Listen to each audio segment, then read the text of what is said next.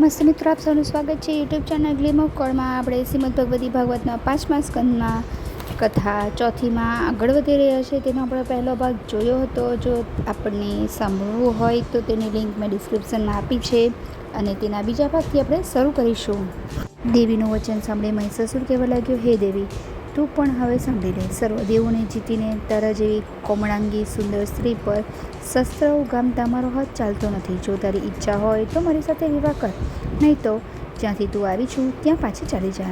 તને હણીને મારી શી શોભા છે? સ્ત્રી હત્યા, બાળ હત્યા ને બ્રહ્મ હત્યા ઘણી ખરાબ છે. વળી તને બળાત્કારે મારે ત્યાં તને લઈ જઈને પણ હું સુખી ન જ થઈ શકું.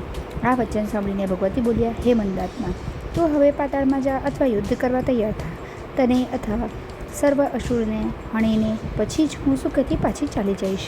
હે દાનવ, જ્યારે જ્યારે સત્પુરુષોને દુઃખ થાય છે ત્યારે તેઓની રક્ષા માટે હું દેહ ધારણ કરું છું.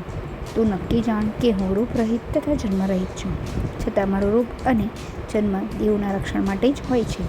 હું તને ફરીથી કહું છું કે તું વધ છોડી દઈને પાતાળમાં ચાલ્યો જા, નહીં તો હું તારો વધ કરીશ. ત્યાર પછી મહિષાસુર ત્યાંથી હટ્યો નહીં અને દેવી સાથે યુદ્ધ કરવા માંડ્યો. તેમાં દાનવોના ઘણા સેનાપતિઓનો નાશ થયો.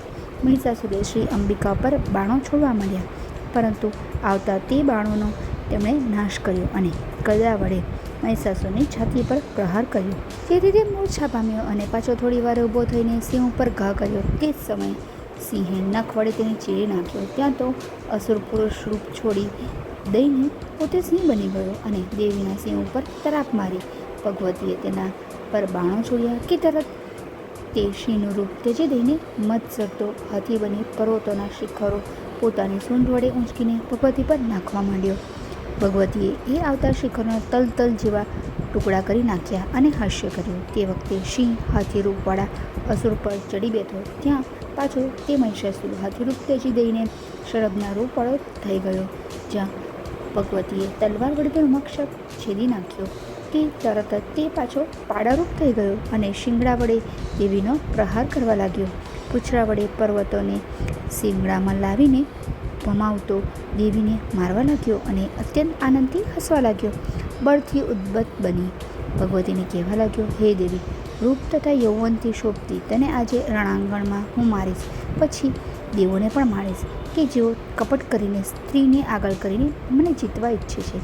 મહિષાસુરના મદયુક્ત વચન સાંભળીને દેવી બોલ્યા, હે મદાત્મન, તું ગર્વ નહીં કર. હું તારો વધ કરીને દેવને નિર્ભય કરીશ. ઓ અધમ, તને થયેલો ગર્વ મદ તેનું હું પ્રથમ પાન કરીશ. આ મીઠો સોમરસ છે, તે પીને હું તારો નાશ કરીશ. આમ બોલી મીઠા સોમરસથી ભરેલો પ્યાલો તે દ્રાક્ષનો રસ હતો.